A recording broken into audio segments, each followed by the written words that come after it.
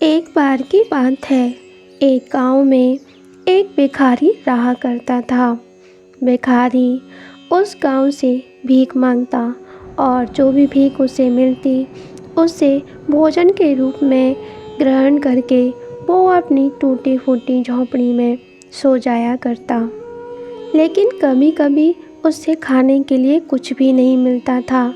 ऐसे ही एक रोज़ जब उसे खाने के लिए कुछ नहीं मिला तो वो एक पेड़ के नीचे बैठ के सोचने लगा, ये गांव के लोग कितने बुरे हैं। मुझे खाने के लिए ठीक से कुछ देते भी नहीं हैं। पता नहीं मेरा जीवन कैसे व्यतीत होगा। काश मेरे पास बहुत सारा पैसा आ जाए, फिर देखूंगा मैं इन लोगों को। ये कहने के बाद वह सोचने लगता है कि उसे क्या करना चाहिए। तभी कहता है, अरे मैं दूसरे गांव जाऊंगा जहाँ पे धनवान लोग रहते होंगे। वहाँ जो भी पैसा मुझे मिलेगा उसे इकट्ठा करके लौट आऊँगा। इसके बाद वो उस गांव से दूसरे गांव जाने के लिए निकल जाता है। रास्ते भर वो पैदल चलता ही रहता है।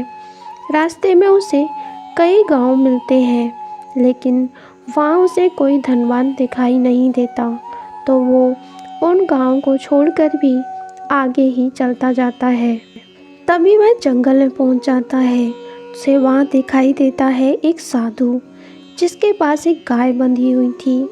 वह गाय एक चमत्कारी गाय लग रही थी, जिसे देखते ही से ही ऐसा लग रहा था मानो वह कोई चमत्कारी गाय है। और ये सब वह भिखारी एक पेड़ के पीछे से छुपकर देखता है। वह सोचता है क्यों ना वह यह गाय साथ ले जाए। इस गाय का दूध बेचकर वह अमीर बन जाएगा और वह बाकी का जीवन भी आराम से गुजर बसर कर सकेगा। यह सब वह सोच रहा था और यह सोचने के बाद ही वह उस गाय को लेने के लिए वहां पहुंच जाता है। साधु तब तपस्या में लीन थे। भिखारी की इस हरकत के बारे में साधु को कुछ भी पता नहीं चलता और भिखारी उस साधु की गाय को अपने साथ वहां से ले जाता है और साधु अपनी तपस्या में ही लीन रहते हैं। उन्हें पता भी नहीं होता कि उनकी गाय को वो भिखारी वहाँ से ले जा चुका है। उधर वो भिखारी उस गाय को अपने साथ उसी गांव में लेकर पहुँच जाता है और उसे अपनी झोंपड़ी के अंदर एक कमरे में बांध देता है। इधर जब साधु अपनी तपस्या से बाहर आते हैं तो वो देखते हैं कि उनकी गाय वहाँ पर नहीं थी। ये देखकर वह क्रोधित हो जाते हैं कि मेरी गाय कहाँ गई। आखिर इतनी हिम्मत किसकी हुई जो मेरी गाय यहाँ से लेकर चला गया। मैं उसे नहीं छोड़ूंगा जिसने भी ये कृत्य किया है। इधर वह भिखारी उस गाय को लेकर आया था तो वह उस गाय के पास आता है और गाय को ध्यान से देखने लगता है कि अब ये मुझे दूध देगी। इसके बाद वो उस गाय से दूध निकालता है। गाय ज़्यादा दूध देती है बाकी गायों के मुकाबले। वह पूरी बाल्टी को भर देती है। अरे ये गाय तो बहुत ज़्यादा दूध देती है। मैं तो इसके दूध बेचकर बहुत जल्दी ही अमीर हो जाऊंगा। ये तो एक चमत्कारी गाय है। ये सब वह लेटे लेटे सोचता है कि अब मैं जल्दी ही अमीर होने वाला हूँ इस गाय के दूध को बेचकर, और वो सो जाता है। इधर रात में वो गाय गोबर नहीं करती बल्कि वो तो सोने के सिक्के करती है। वह गोबर की जगह पे सोने के सिक्कों का ढेर लगा देती है, जिससे पूरा घर जगमगा रहा था। ये देखकर वह भिखारी वहाँ आता है तो चौंक जाता है। अरे ये क्या, ये गाय तो गोबर नहीं करती बल्कि सिक्के करती है। मैं तो धनवान हो जाऊंगा बहुत ही जल्द। आप सबक सिखाऊंगा इन गांव वालों को। ये गांव वाले भी ना। अगले थोड़े ही दिनों में वो एक सेठ बन जाता है और नौकरों को घर पर रखने लगता है। तभी एक दिन एक नौकर से गलती हो जाती है, तो वो कहता है, तुमको दिखाई नहीं देता, तुमने ये गलती कर भी कैसे दी। और वह दूसरे नौकर से उस बेचारे नौकर को पिटवाता है और ज़ोर ज़ोर से पिटने के बाद वह बेचारा नौकर दुखी होकर वहाँ से जाने लगता है और दूसरा नौकर उस पर ज़ोर ज़ोर से हंस रहा था। तभी वह कहता है, अब देखूँगा इन सभी को, इन्होंने मुझे भीख देने से भी इनकार कर दिया था, मैं भूखा सोया करता था। अचानक भिखारी के इतना अमीर होने से गांव में चारों तरफ उसकी ही बात होने लगती है। अरे पता नहीं है भिखारी अचानक से अमीर कैसे बन गया। अरे मैं तो ये सोच रहा हूँ इस पे इतना पैसा आया कहाँ से। अरे मुझे नहीं पता, मुझे तो आज उसने मार कर भगा दिया। मेरे से बस एक छोटी सी गलती हुई थी, इसकी वजह से मुझे बहुत पीटा। अरे तुम चिंता मत करो, आज मैं इसका पता लगा के रहूँगा कि आखिर ये पैसा आया कहाँ से। इधर वो साधु राजा के पास दरबार में पहुँच जाते हैं तो राजा कहते हैं, अरे साधु जी, आपका यहाँ आना कैसे हुआ। मुझे यदि आपको किसी चीज़ की आवश्यकता थी तो आप मुझे बुला लेते, मैं ज़रूर आता।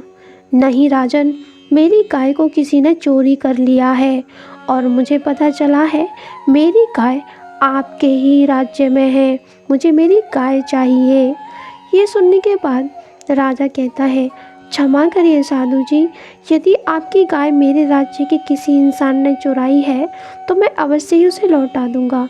तभी साधु कहते हैं, राजन, अगर मुझे मेरी गाय नहीं मिली तो मैं इस राज्य को श्राप दे दूंगा।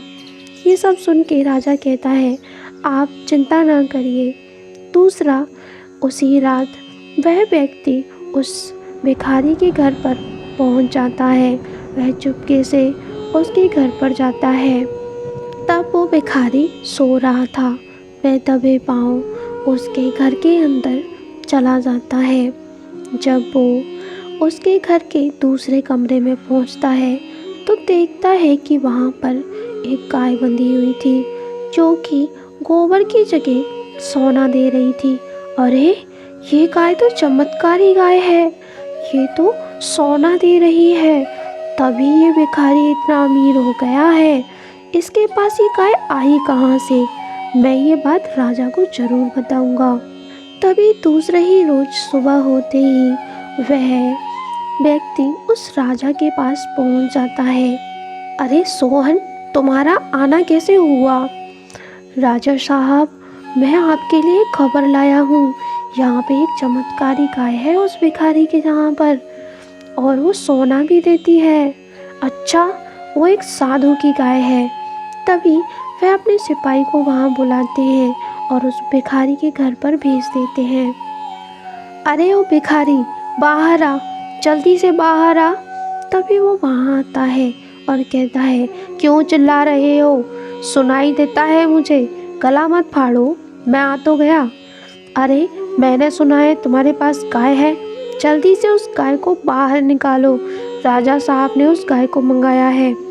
क्यों दूँ मैं वो गाय, वो मेरी गाय है, मैं उस गाय को किसी को नहीं देने वाला, समझे तुम। तभी वह सिपाही उस भिखारी को अपने साथ लेके वहाँ राज्य में आ जाता है। भिखारी वहाँ पहुँचता है। राजा जी, आपने मुझे क्यों बुलाया था, क्या कोई काम था। तभी राजा कहता है, ये साधु जी की गाय है, ये गाय उनको वापस कर दो जो कि तुम उनके यहाँ से चोरी कर कर ले आए थे। तभी वह भिखारी कहता है, नहीं, वो गाय मेरी है और मैं किसी को वो गाय नहीं देने वाला, समझे आप राजन, मैं ये गाय किसी को नहीं दूंगा। तभी साधु कहते हैं, वो गाय मुझे दे दो वरना मैं तुम्हें श्राप दे दूंगा। साधु की ऐसी बातें सुनकर वह भिखारी साधु की तरफ देखकर हंसने लगता है। क्या तुम मुझे श्राप दोगे, मैं इतना धनवान हूँ कि मैं यहाँ से भगवा भी सकता हूँ, समझे तुम, वो गाय मैं तुम्हें नहीं देने वाला। तब साधु बहुत क्रोधित हो जाता है और वह उस भिखारी को श्राप देने लगता है। भिखारी डर रहा था। तभी साधु उसे एक बाग बना देते हैं और कहते हैं, अब तुम आजीवन जंगलों में भटकते रहोगे खाने की तलाश में, और तुम्हें कोई भी खाना नहीं मिलेगा। तभी वह माफ़ी मांगने लगता है और कहता है, मुझे क्षमा कर दीजिए, मुझसे गलती हो गई। तभी राजा कहता है, हे साधु जी, आप इसे क्षमा करें, आगे से इससे कोई ऐसी गलती नहीं होगी। तभी साधु कहते हैं, ये 1 साल के बाद अपने रूप में आ जाएगा और जल्दी ही सब कुछ ठीक हो जाएगा। इसके बाद राजन उसकी गाय को साधु को लौटा देते हैं और साधु वहाँ से चला जाता है। यहीं पे कहानी समाप्त होती है।